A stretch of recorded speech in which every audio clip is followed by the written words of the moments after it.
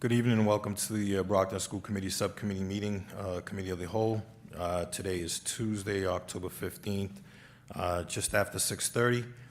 George Romm Little Theater here at 470 Forest Ave at Brockton. In addition to attending, the public can view this meeting via television, Comcast Channel 8 and 1071 HD version, and online via this link, www.youtube.com/TheBrocktonChannels. Today's agenda. Prior to that, we'll call this meeting to order and then we'll establish a quorum. Tony Rodriguez, the Vice Chair, is present. Mrs. Sullivan? Here. Mr. Gomes? Here. Mr. Vega? Here. Ms. Oliver? Here. The Mayor? Here. Mayor Sullivan is present. Ms. Azak? Here. And Mr. Sullivan? Here. And the Clerk/Secretary, Dr. T, is here, is present. Today, we'll be discussing numerous policies, BDE, subcommittees of school committee, BE, school committee meetings, BEDB, agenda format, BEDB/E, agenda format, BEDC, quorum, BHC, school committee, staff communications, JQ, student fees and fines and charges, KF, community use of school facilities, KF-R, community use of school facilities. I will now refer the presentation of these changes of our recommended changes to the committee to take action on to our legal counsel, Sarah Spatafor, who can just walk us through one by one. All right. Hi, everybody. So the first one we'll look at is BDE, Subcommittees of the School Committee. So what you received in your packet, I believe prior to tonight, was the current version of this policy. What you receive now with the blue are the recommended changes. So on number 6, one change that is being recommended is to add in a clarifier that the chair, the committee chair, the mayor, and the superintendent, secretary, there's been a suggestion to change that to clerk to align with the officer policy. And also to add in a provision that they are non-voting that aligns with a separate policy that makes it clear that as ex officio, they can be present to add their opinions, but they're non-voting members of the subcommittee. So it just carried over this clarification to this policy. It's not a new change, nothing new. Number 7, this allowed the school committee upon completion of its assignment to either dissolve a subcommittee or dissolve by a vote of the school committee. It was a little unclear to me how you would dissolve without a vote, so I just took that part out to make it clear that subcommittees could only dissolve through a vote of the school committee. Number 8, this line was also unclear because this is a policy just about subcommittees, but it seemed to imply that the chair or the vice chair could have the power to call any special school committee meeting at any time. So we've carried that over to a different section of the policy manual, which we'll see in a few minutes. But here I wanted it to be clear that this is relating to subcommittees, that the chair or the vice chair could call a special subcommittee meeting at any time. And then the last one was making it clear that the secretary superintendent shall have the power to call a special subcommittee meeting upon the request of 5 members. Again, it didn't say subcommittee here, and this is a policy about subcommittees. We did add some other language to about when school committee meetings can be called, which is in a different section of the policies. Entertain any questions, Mayor Sullivan? Thank you, Mr. Vice Chair. I think these are great. I just had one question relative to agenda item, number 9. If you look at what you incorporated on BEDB, which we haven't even gotten to yet, you're talking about upon written request of at least 5 school committee members. So my thought would be number 9 should mirror that. So to call a special subcommittee meeting upon the request, I think it should be written request, just to match what is in the other policy. That'd be my humble suggestion.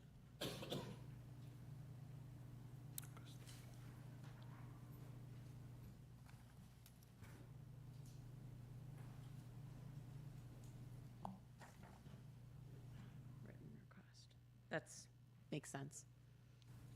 Thank you. Any further questions? Mr. Sullivan? Yes, Sarah, I had a question on number 6, the voting and non-voting.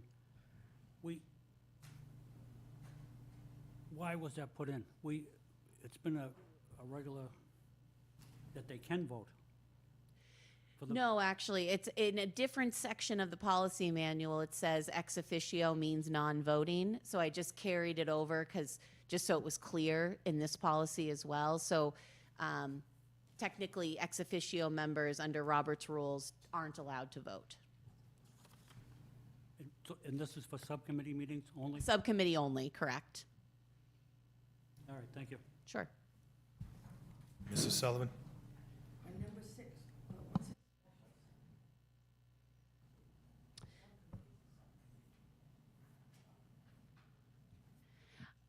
It's a good question. I don't think we've ever designated a special subcommittee versus a regular subcommittee, so I'd certainly be open to removing that term to eliminate any confusion if the committee's open to that. I think, there's no I don't want to know if I'm misinterpreting this, but a special subcommittee could be as what we did when we were selecting RSM to conduct audits, because we did add 3 members of the community to that subcommittee. That was actually a task force. That's a task force, because okay. because it wasn't just That's- composed of okay. of the committee. Right, there's never been the term used, special school committee, and I've been on for 11 years, so never heard of it. Is it when it's, sorry, Are you all set, Mr. Sullivan? Yeah. Mr. Vega? my apologies. Have we been using special committee meeting to mean meetings that are outside of the preordained calendar dates? That's school committee meetings. Yeah, so, Yeah, but those these would are be the subcommittees. quote-unquote specials, right? That's the difference. Yes. Okay, gotcha. Yeah. Any further questions? I could take a motion to approve the changes recommended by our council for policy BDE. So special Motion, Be taken out? are you taking it out? Just on, yeah, on the motion. Is 6 is going to strike the word special, and number 9 is going to add the word written. Correct. Those are the 2 Written. changes that we talked about. Okay, thank you. Motion to approve the BDE subcommittee of the school committee policy with the correction made. Second. Motion was made by Mrs. Oliver, probably second by Mr. Vega. Mrs. Sullivan on the On the motion? motion, you have to take out special on 8 too, because it says special school subcommittee. That one I think may be correct because that would be a special meeting outside of the preordained regular meetings. So that would be a situation where we're calling a special out of nowhere. Really just calling a special subcommittee meeting outside of our preordained schedule. So I do think that one fits. Again, we don't do it. I don't know that we've ever done it, but it would allow for the body to do it if there was a desire. But you can call a subcommittee at any time. The The chair of the can subcommittee Call can. the subcommittee at any time. Sure. So that's kind of, doesn't make sense. I think the chair of a subcommittee can call it at any time, but this would allow the chair of the school committee and the vice chair to call a subcommittee meeting at any time Okay. they wanted to. So it gives 2 additional members who may or may not be the chairs of those other committees the ability to call special subcommittee meetings. So I do think again, very limited purpose. We may never use it, but I do think it has a slightly different outcome than I think that term special fits. And the present one does say the chair or vice chair shall have Yes. the power? Yes. I never saw that in there before, but, okay, I believe you, Sarah. I believe you. Sure. Yes, it's in there. I believe her. Mr. Sullivan? She's never Sarah, failed won't- me yet, so. Sarah, one question on item 7.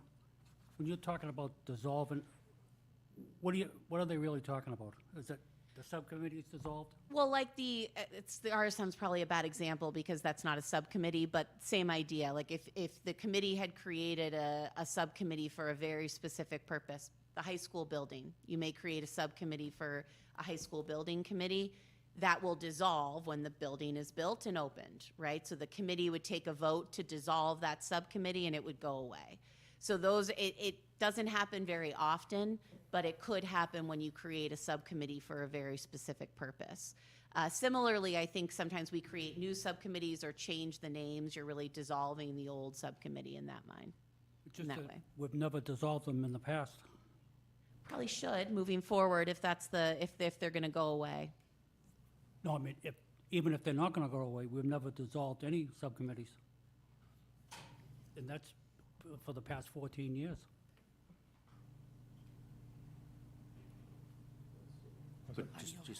Mr. Vega, Mr. Gomes. Just a quick follow-up to that. Shouldn't we include the wording of subcommittee? Because it says, the school committee, upon completion of its assignment, may be dissolved by a vote of the school committee anytime. Oh, We would not yeah. dissolve the school committee. true. So we should include the subcommittee may dissolve the subcommittee.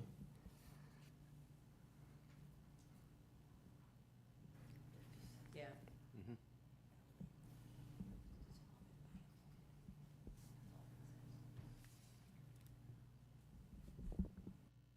Thank you. So it would read, the school committee, upon a completion of its assignment, may dissolve a subcommittee by a vote of the school committee.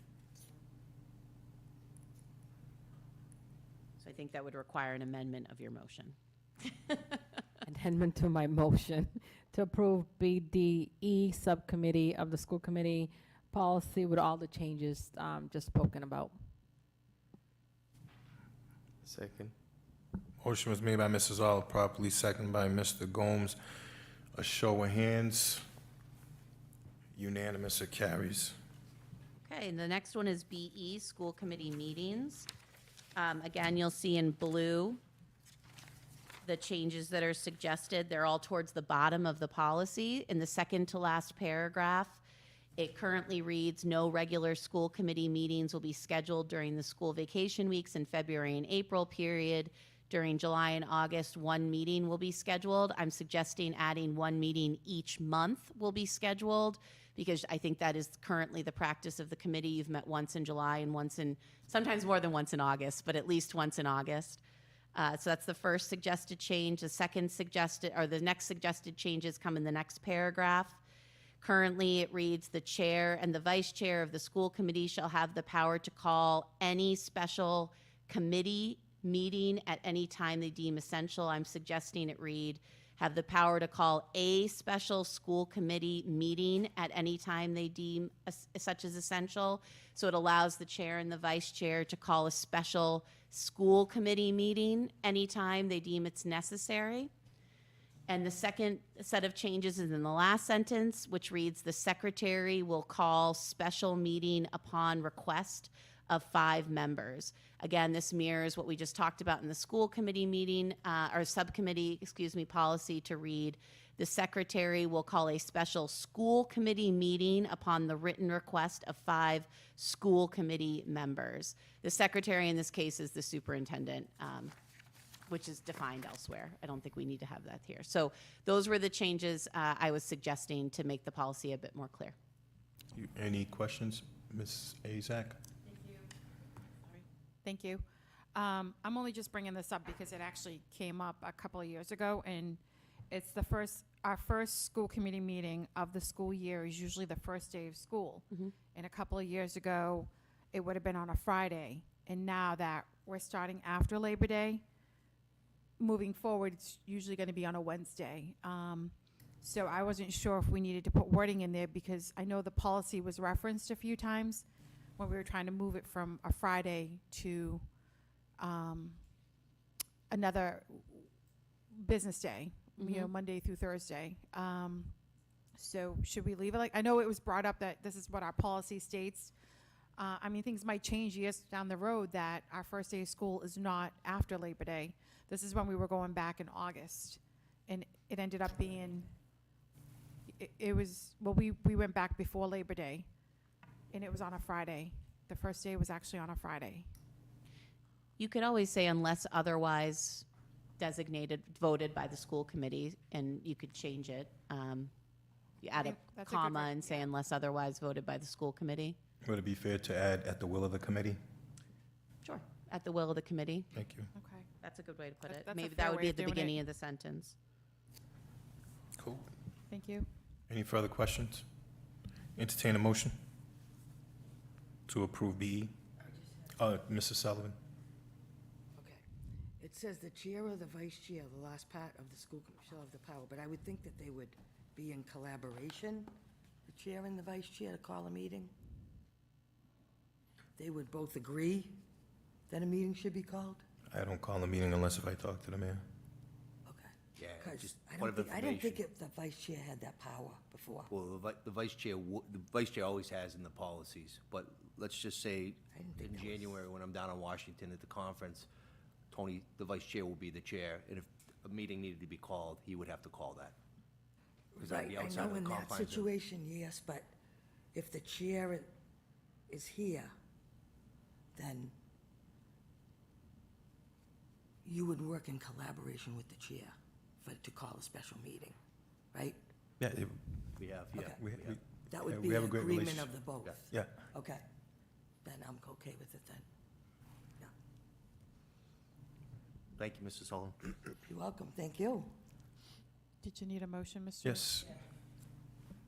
Motion to approve school committee policy, Brockton Public Schools School Committee Policy BE, school committee meetings, Second. as amended. Motion was made by Mrs. Azak, properly second by Mrs. Oliver. Show of hands. Passes unanimous.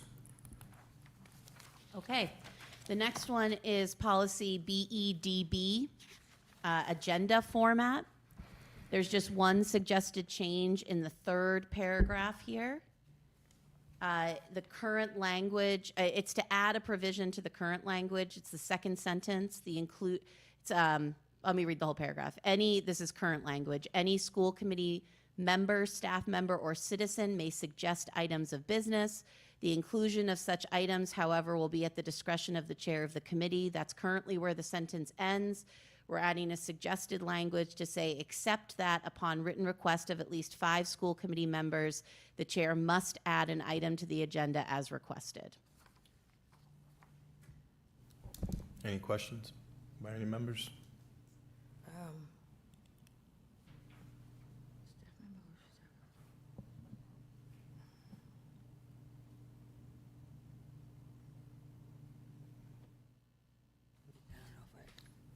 Mr. Vega?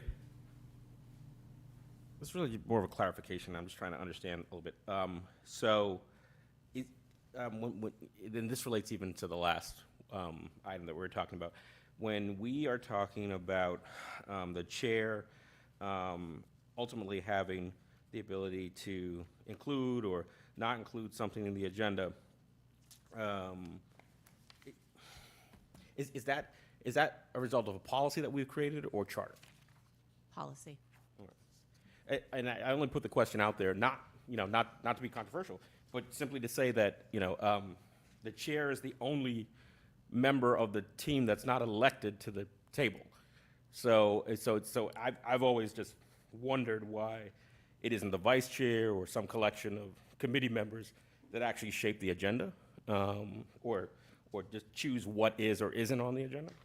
And I don't know how that fits into this conversation, but maybe it's for a future policy conversation. And this is not, Oh, yeah, an I'm not assessment of Mayor Sullivan. It's just simply that the mayor's role is a de facto currently on the committee. It would seem that could potentially be a conflict at times. And so, if it's a policy piece, I would want to explore that a little bit more and see what other permutations might exist that allow a more direct, hands-on approach from folks that are actually voted in for this position or these positions to the committee. Just point of information. At least as long as I've been chair and mayor, I've worked with all the vice chairs, I've worked with legal counsel and the superintendent before we do a final agenda with Melinda Campbell. So, working with Tony, working with Priya, working with Sarah, I don't have a problem with this at all. But I'm here at the will of being the mayor of Brockton, so I hear what you're saying. Ms. Oliver, followed by Ms. Azak. I kind of agree with Mr. Vega a little bit, just to see if in the future how we can word it a little bit. 100% at this time. Just to see exactly how our input can also shape the agenda. So if we say majority of us want something there, I want to make sure that that's not being taken away. And just how does other school district, basically who's shapes the agenda, who's in charge of the agenda? Because if they're following certain charter, certain policies, maybe we can look in how we can change ours too. Sure, speaking from my experience, other than city structures, right, towns, typically all the members are elected school committee members, so that chair position rotates. So it is typically the chair in most communities who sets the agenda. The rationale being is agendas need to be set somewhat quickly. And generally, they're set by as this policy lays out, the superintendent creates a draft agenda, which is circulated, and then, people can add things as needed. I think this was to make sure that voice was heard. If there were items that perhaps weren't on the agenda that members felt were necessary to go onto the agenda, I can look at other city structures and see if there's other models that are utilized with committees that are structured the way that yours is. And certainly making a change here wouldn't preclude making a change down the line. That said, we can hold this change if there's a desire to wait and look at this further too. Just point of information, again, we're a Form B type of government, so on the city council side, the council president, again, that rotates every year. City council president is the chair, and it is within his or her discretion, and I did it for 5 years. However, if a counselor would like an agenda item put on, the president will, of course, accommodate that. Very similar to what this says here. Ms. Sullivan, following Mr. Gomes. But the committee members can get an item on the agenda whenever they want. As long as it's Committee within the members. 48 hours of posting. Has to meet the posting requirement. Right, but if you want to discuss something or get something, any committee member can do that. So this kind of doesn't really make sense to me. And it seems like we're minimizing the role of the chair, which I don't believe in, because the role of the chair has been successful on this committee for years. So I'm not comfortable with that change, so I'm not voting for that change. Thank you. Mr. Gomes, Mrs. Azak, Thank- followed by Mr. Gomes and Mr. Sullivan. Thank you. Actually, for those seasoned members that have been attending the MASC conference, we have some new members that are going to be attending this year. MASC actually goes over this with the members. The chair and the vice chair usually plan out the agenda for the year. They have the template with things, and then they work with the superintendent.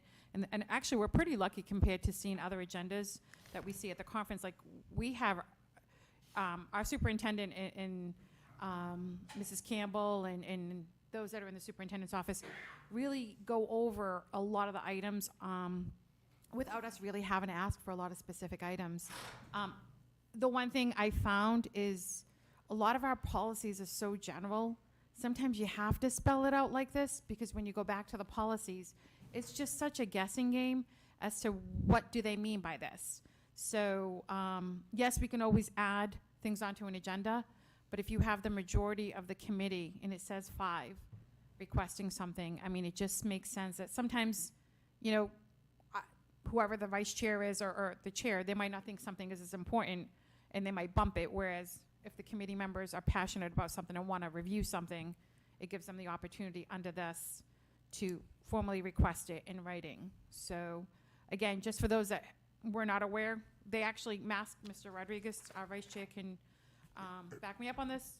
They plan it out for the whole year, and then we supplement what we want on the agenda as we go along. So I'm glad that we're spelling things out. It's not a guessing game anymore, but thank you. Mr. Gomes, followed by Mr. Sullivan. Just a quick follow-up. I'm okay with all this. It's fine. The only thing is that, especially for that section that was just added, what happens if you don't have 5 members that submit a written request? If you have, let's say you have 4 members or 3 members. Sure. So right now, the language would read that any school committee member, singular or group of them, can suggest an item. This language would just require the addition. So I don't you wanna could do that. suggest an item, but perhaps the agenda is too full, and the chair says, we'll put that on the next agenda, to Ms. Azak's point. This would require that if 5 of you got together and said, this has to be on the agenda tonight, there wouldn't be any discretion at the chair anymore. It would have to go directly onto the agenda. So it would still allow any group of members to suggest something, but you would need 5 to force something onto the agenda. Mr. Sullivan, followed by Mr. Vega. Yes, Sarah, the written request by 5 members, there's times when we have meetings every single Tuesday, sometimes we have them twice a week. There's not enough time with the 48-hour notice to get 5 written requests to put something on the agenda. There's not enough time. There should be. I mean, they could always go to the next agenda. If the agenda's already set, it would just be for the next agenda, right? So if you couldn't get it on for, I see your points. You're saying you see the agenda when it's posted and it's already within 48 hours. So you're Correct. right. You couldn't change an agenda after it was posted unless there's an emergency. But you could say, we want this on the next agenda and require that it be on the next agenda. It wouldn't get around the posting requirement by any means. So if I'm getting you straight, a person on the subcommittee would have to request to 4 other people to get a written notice from them to put something on the agenda? To require something be on the agenda. You could always request something be on the agenda. And this would only be in the situation where the chair, likely only in a situation where the chair denies a request, which again, very rare. Okay, thank you. Mr. Vega, followed by Mrs. Sullivan. Just for clarity, I mean, what it currently says is that the inclusion of such items, however, will be at the discretion of the chair of the committee. And I don't disagree with the idea. Like, I found the chair and the vice chair very accommodating, and that's because they're accommodating. That's not because it's a rule.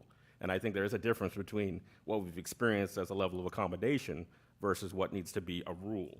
And so I do think there is something to be thought out about the idea that an agenda item needs not just a majority.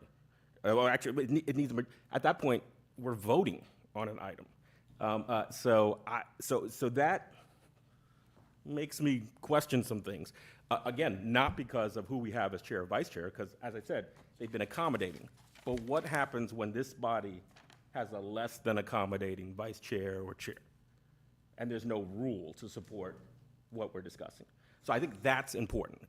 This is not meant to be an assessment of Vice Chair Rodriguez or the mayor, because they're both doing everything that they're being accommodating. But we need more than accommodation when it comes to difficult conversations that might not even be had by this particular permutation of the committee. There might be a future grouping that would benefit immensely if this group had put accommodations into rules. So that's where I'm coming from on this. Yeah. Ms. Sullivan, followed by Mayor Sullivan. Thank you. To me, it says that it's minimizing what we can do now. We can get any item on the agenda that we want. Now we need 5 people to agree with, 4, to agree with us in order to get it on there. So what you were elected to do by the people in your ward, you're now being minimized on what you can actually do and how loud your voice will be heard, which I think that that's affecting the election process and the voices that your constituents have given you to speak for them. So, no. Can I just clarify the policy, though? I think there's a little bit of a misunderstanding.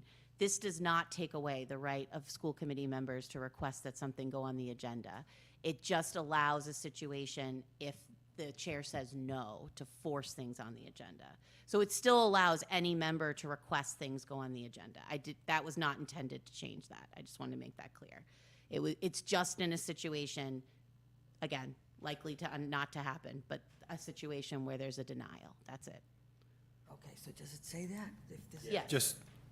So without these changes, if 5 of us make a request, the mayor can still tell you, no, it's not getting on the agenda. With those 5 requests, they will make onto the agenda. The process with the agenda, how it's drafted with the superintendent and her leadership team, there's a template they put together. They put a draft. It's sent to myself and the mayor. I approve it. The mayor, it doesn't get posted until the mayor makes the final approval. As long as I've been on this committee, haven't been one instance that something that I wanted on it that never made it on the agenda, And if any member wants to put something on the agenda, long as we can schedule it with the superintendent, whatever's priority, it will get scheduled. Nobody is here, I'm not over anyone, but we're all equal here, so if anything that any member wants on the agenda, it's gonna be placed on the agenda, so I don't know why. Anybody. Mayor Sullivan, followed by Mr. Gomes, and then Vega. I would suggest that we also clarify it. So where it says it right now, except, where it says the chair must add an item to the agenda, I think it should say to the next meeting agenda, okay, as requested, and then I would add, as long as it abides by the posted notice requirement. Because I'll never deny anything, but if someone calls on a Friday or emails, all of a sudden Tony and I get 5 emails on a Friday, we can't legally add that to the next agenda. But if someone wanted to talk about, I don't know, a donation to the Boys and Girls Club, and it wasn't anything we talked about, so it wasn't projected, but there was a deadline to the Boys and Girls Club or the YMCA or whatever, we would just need to get that on the agenda. So I would say, it's a little vague right now, I would add next meeting agenda. That's what everybody wants, right? Because you might have a mayor someday that plays hardball and says, no, we're not putting on the agenda. So next meeting agenda as requested, and then I would add again, as long as it abides by the posted notice requirement, period. If it doesn't abide by that requirement, it would have to go on the next agenda.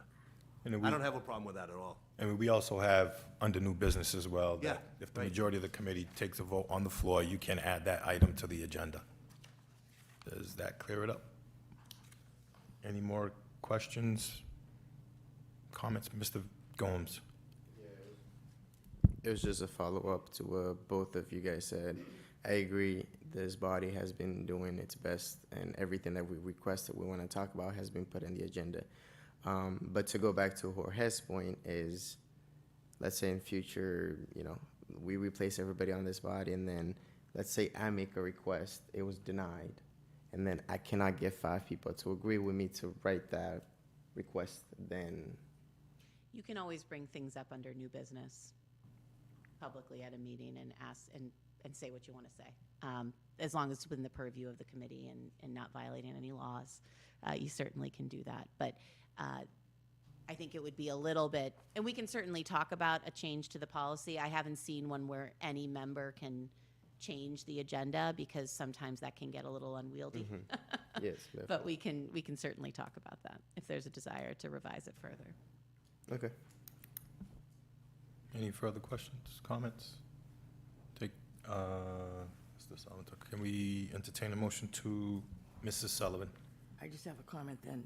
We've never had a problem with it, so I don't know why we're adding it. We've never had a problem with this, so I don't know why have to add specific language when we've never had a problem with it, getting anything on the agenda, and it seems like we're creating problems that we don't need to create. I don't agree with it. Mr. Vega, followed by Mayor Sullivan. I mean, I think I've never had a leak in my roof before, but it doesn't stop me from, following city mandate or doing certain things to prevent. I mean, because as it is written, if Mayor Sullivan wanted to, he could.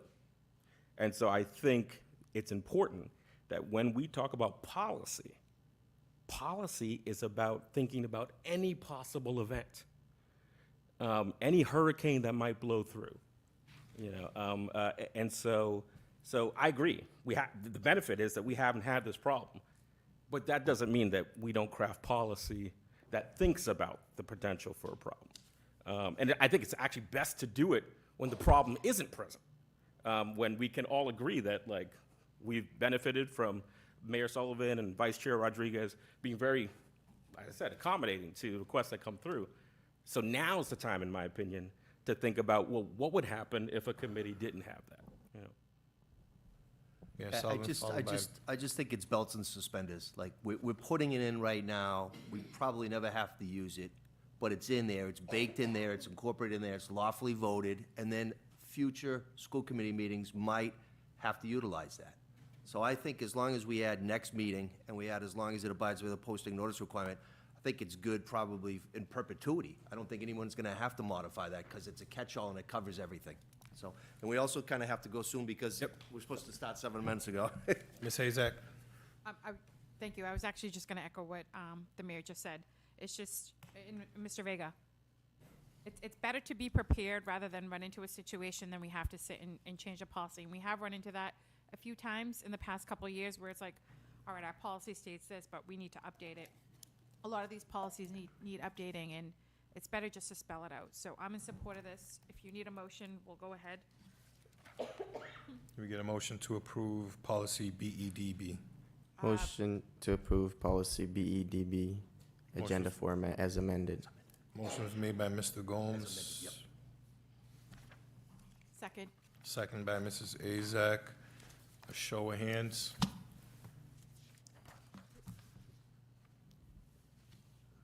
It passes. Passes 4-2. Mr. Sullivan and Ms. Sullivan abstained. Next policy. All right, next one is, listed on the agenda is BEDBE. I didn't have any changes on that. I'm not sure if there was changes from the clerk. Did you have changes, Donna? BEDB-E, agenda format. It was in the packet, and it was just the most updated agenda. Over the course of the school year, the mayor added two things, the mayor added one thing, and Joyce added two things. I added announcements. You added, I think. Finance update was added by the mayor in 2023. School safety and security was added by the mayor in March of 2024. Police update, yep. And announcements was added by Joyce Azak in 2023. That's right. Any comments or questions relative to agenda format? Mr. Sullivan? Okay. We used to have the consent agenda first, and then, I don't know why the consent agenda was moved to after the report. We always had the consent agenda at the beginning, and then the report of the superintendent of schools. So I don't know why it was. I made that, just point of information through you. Yes, I Sullivan. made that because there was one evening that we talked and talked and talked and talked, and a lot of it was about items that the superintendent was gonna talk about. So at that time, I had made a motion saying I think it would be appropriate to flip them, because a lot of the answers to the previous consent agenda were already incorporated in the presentation of the superintendent. Okay. All right, thank you, Mayor. Follow questions? We get a motion to approve. Motion to approve. Actually, I don't even think we need to approve this because it's, It's already been he voted on. could remove it and add it as the chair anyway, so we can move on to the next Yeah, we policy. already voted on the rest of the stuff. Okay. The next one is BEDC quorum. There's two changes here. The first is under subcommittees of the school committee. It currently reads, the membership of the school committee subcommittee is limited to no more than 4 members. A quorum of the subcommittee meeting is 3.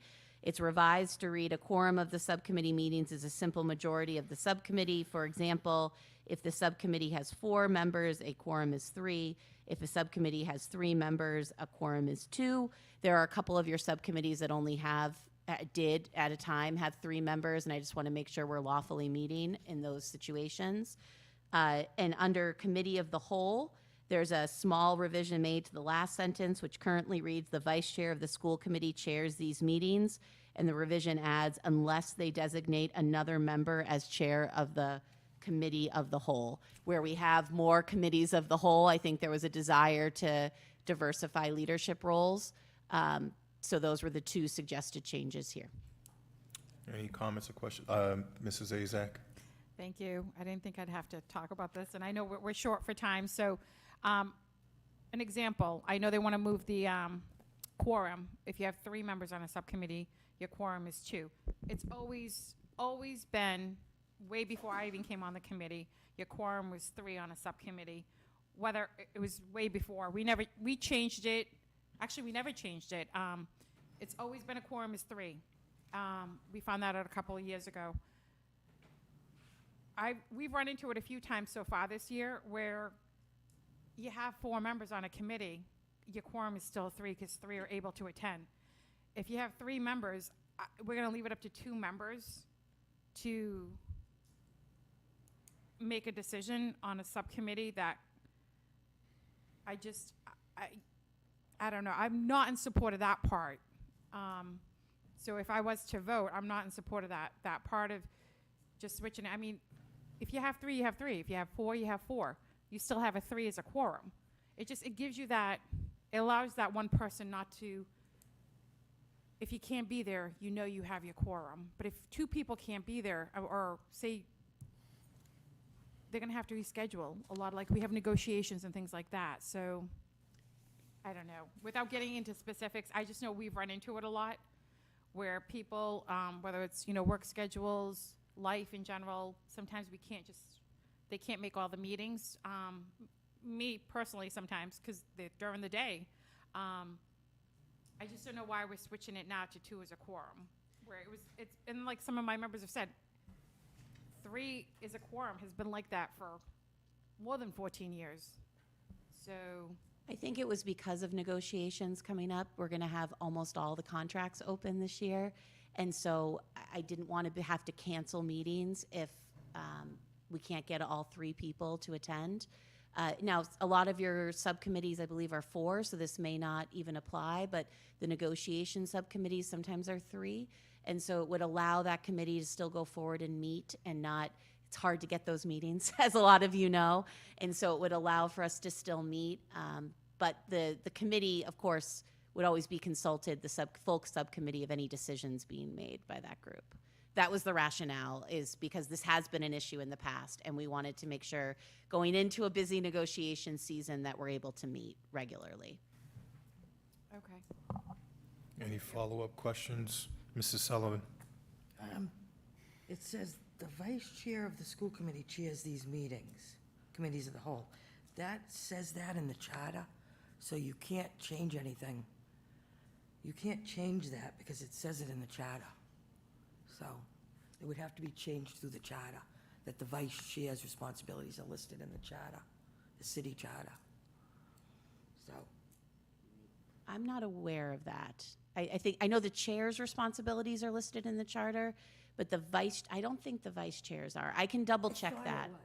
I can double check. What I can do is if you feel comfortable approving it subject to council review of the charter, I could always do that and update the committee because you're absolutely correct.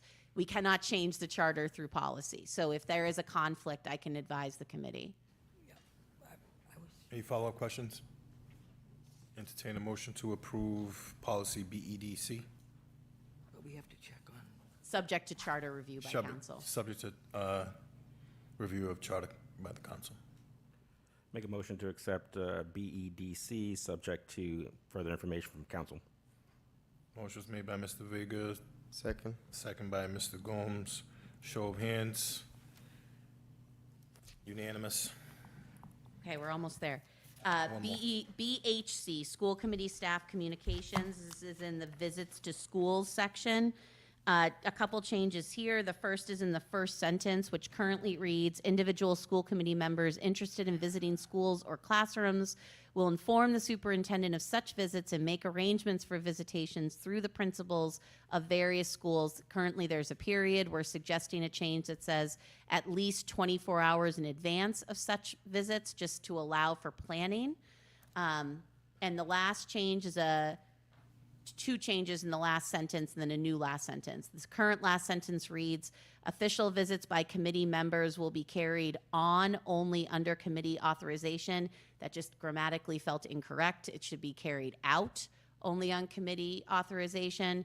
And then a new last sentence, other elected officials may only visit school buildings when notice has been provided to the superintendent and committee at least 72 hours in advance of such visits, and appropriate background check and/or supervision arrangements have been made. We just want safety being a really important aspect. Mayor Sullivan? Mr. Vice Chair, other elected officials, I mean, we've had the governor, lieutenant governor, we've had Congressman Lynch just show up, give us 2 hours' notice. So I don't think anybody would ever question that, but other elected officials is pretty vague. So I just want to be clear on that. It would be really embarrassing if if all of a sudden Governor Healy wanted to show up with Lieutenant Governor, and we said, you can't, because they will, they give us the money. But again, maybe I'm being nitpicky, Attorney Spotterford, but No, the it's word fair. other elected officials is a little vague. I mean, there's federal, state, local elected Sure. officials, so I don't know how that would be, but Or we could include an exception clause in there. You could say unless waived by the school committee, by the superintendent and chair okay. at the end. All set. Ms. Azak? Thank you. And it just states visiting schools. Should it be any of our buildings? School buildings, I took to mean any buildings owned by the school department, but I can revise that to say any buildings operated by the school department. Okay, because I know we have some that are off-site and not part of the actual physical schools, just so we don't have, I can change that. perfect, thank you. Any further comments or questions? Mrs. Sullivan? Okay, why are we saying that other elected officials may only visit with a 72-hour notice? Mr. Rodriguez? I think the thought was that they don't have the same background check. You all are subject to Corey already, so you're already background checked to go into schools, whereas other elected officials may not have that, so we would need time to prepare effectively if they're going to be in schools unaccompanied or we're just trying to minimize disruption. You all supervise the schools, so it makes sense. You would come in with less notice, but other elected officials, we just want to try to minimize the disruption to add a little bit more notice. And it can be waived as we're adding in. I'll speak to this. As the attorney says, as school committee members, we have a Corey check. City councilors, I don't think the mayor has a Corey check to come into our schools, obviously is exempt with that. As school committee I've been members. Corey No, no, I know, no, I'm just, I don't think there's a My requirement. kids on field trips, I've been Yeah, Cory checked, yeah. But what it is that none of us school committee members have the authority to walk into a school or department and say, I want to see this, I want to audit you, I want to do that. Well, you know, this raised a lot of red flags during an accounts review by city councilors that made comments that they wanted to just come and audit one of our departments. So I think it's relative that we put these policies into place that that they do have a Corey check, because we don't know if they have a Corey check. We don't know their backgrounds just because they're elected officials. So they should be they should have the same standards and guidelines as we do as school committee members. The thing about the Corey checks is that is not a requirement of a school committee member, but it should be. And I brought this up a little while ago, that if you're running for school committee, you should be Corey checked while you're running.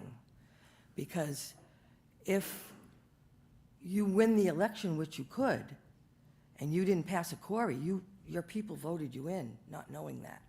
So, Mrs. Sullivan, point of information, as elected school committee members, you are considered an employee of the Brockton School Department, so you do have to have a you're Corey not check. an employee, you're an elected official. You're considered an employee. But this is we can discuss this further, so, I mean, we're So- pressed for time now. Mrs. Azak? Thank you. So this is perfect because, just a reminder, when we had some issues going on at the high school, we had people just showing up. And it's fine if they want to show up because they want to step in and see what's going on, but they also have to take into consideration, like Attorney Spotterford said, our principal has a schedule, and you can't just alter the principal or the superintendent's schedules to just show up somewhere and expect to be escorted around. Some were walking around without escorts, without a Corey check, things like that. So this is clarification. Again, we need to just spell it out before we have any issues. And if they want to, we have relationships with our schools. And again, we're all Corey checked. I always reach out to our principals, or if I just pop by as I'm dropping something off, I would never just show up and walk around. And we're school committee members, and we have that. No other elected local official should be doing that as far as just showing up to our locations. So I'm in full support of this. We just have to spell it out, that's all. Again, our staff, whether it's our facility staff or whether it's our schools, have schedules. They have they're in the middle of their workday. So to just have someone show up, that's gonna be very disruptive. So this is, I'm fine with this. Any further comments, Mr. Gomes? I was gonna make, Ms. Sullivan? I don't think it needs to be 72 hours in advance. I don't think they need that much notice in advance. So, an elected official, a city councilor that wanted to come in, should be able to come in and look at the schools. So I don't think it needs to be 72 hours. Duly noted. notice. Mr. Gomes? motion to approve BHC policy with the amendments suggested. Motion was made by Mr. Gomes, Second. seconded by Mrs. Oliver. Show of hands. One question on the motion. On the motion, Mr. Sullivan. Does Claudio's motion include Mrs. Sullivan's motion? There was no motion. Amendment? I didn't make a motion. She didn't make a motion. Oh, amendment? Yeah, the amendment, the Oh, 72 hours. The amendment is unless waived by superintendent or Superintendent. chair, as stated. We're not changing the 72 hours.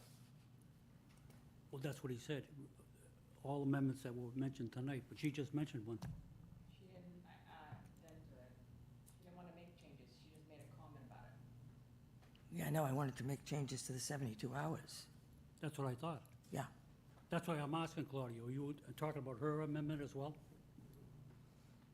That came then for as a comment, now it's a change.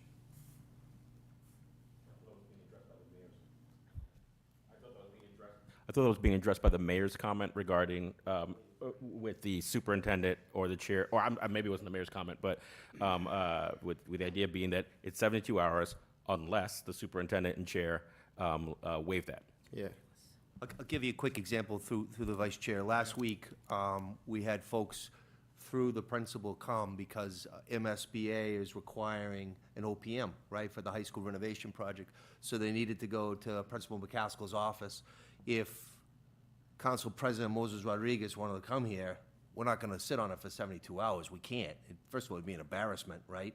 So the superintendent and myself could say, of course, the president needs to be here. We're not gonna do 72 hours because the MSBA folks are gonna be here. Same thing if Congressman Lancho or the US senators came as well. So I think it captures it. I think it does. It captures it. Just one more thing on, Mr. Sullivan? I think the superintendent and the chair are very busy, and I don't think they need to be bothered during the day to waive it. It's just 72 hours is way too long for people to wait. Duly noted. Motion was made by Mr. Gomes, followed, seconded by Mrs. Oliver. Show of hands. 4-2. Mr. Sullivan and Mrs. Sullivan voted no. Next. All right, I'm just going to skip JQ because that's going to be the deputy superintendent, so I can finish up. Is KF and KFR? Just one question, Sarah. Oh, sure. We did not vote no, we abstained.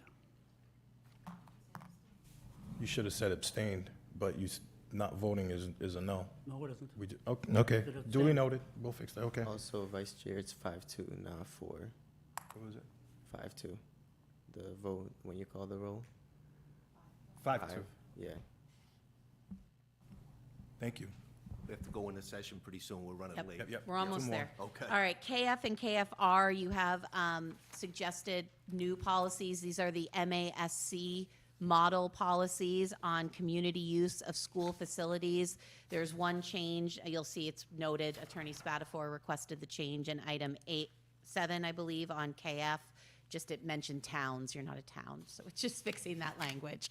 But this is generally the MASC adopted language. It gives priority to community organizations. Well, you'll see in the eligibility, right, there's a number of listings of what's available for the school building usage. And it puts that priority there so the public can access the buildings that they help fund but for purposes that make sense. And the committee sets those parameters, and KFR has the procedures by which the facilities can be used. Our current policy is one paragraph that doesn't lay out very much detail at all. So it provides much greater detail, and again, all MASC language except for that one revision to make it clear this is a city, not a town. Any questions or comments by any of the members? Do you need a motion? Seeing none, so we'll take these both. Yep. Can I get a motion? Motion to approve KF, community use of school facilities, and KF-R, community uses of school facilities. Second? Motion was made by Mrs. Oliver, seconded by Ms. Azak to approve KF and KF-R. Show of hands. 5-2. All right, and the last one is JQ, student fees, fines, and charges, which I'll turn over to the, if you have any questions, I think the changes are noted. Okay. Mr. Rodriguez? The 5-2, do you have to state who was 5-2 for the record? Yes, both Mr. Sullivan, Mrs. Sullivan. It's a good thing, we recorded so we can go back. They won't see the arms. Yeah. Yeah. It's in my notes. Mrs. Walder, the floor is yours. All right, so under JQ, you have a policy that states that the district can charge for lost, damaged books, equipment, etc. If you recall, last school year and when we were adopting the policy for the Yonder bags in August, you asked for a policy related to the laptops. And so what we've included here that would be in addition to the JQ policy is language that would go in the student handbooks regarding technology and internet acceptable use. And so as it's laid out, you see things related to guidelines for using the email, the internet, different websites, access to the Wi-Fi in the building, in the buildings across the district, downloading what's appropriate to download, and just student etiquette using our technology altogether. And then you see the section that outlines if things are damaged, lost, stolen, the steps that would be taken in order to either recover those items or to actually attach a fee to students who have damaged or lost laptops, the cords to their laptops, and the fees are associated with full replacement, replacing the cords, repairs to keyboards, and repairs to screens. And as you all have been aware, we lose or have broken about 2,000 laptops a year. And for our district to continue to replace those items is really quite unsustainable. And we want to make sure we maintain a one-to-one policy for our students and they have access and appropriate access. We also want to really build the capacity to use the items appropriately and recover equipment that is lost or damaged. Thank you. Any questions by any members, comments? Seeing none, entertain a motion to approve JQ. You have, I would ask that it would be JQ along with the acceptable use policy, because that piece would go into the handbook. correct. So is JQ a new policy? Yes, New?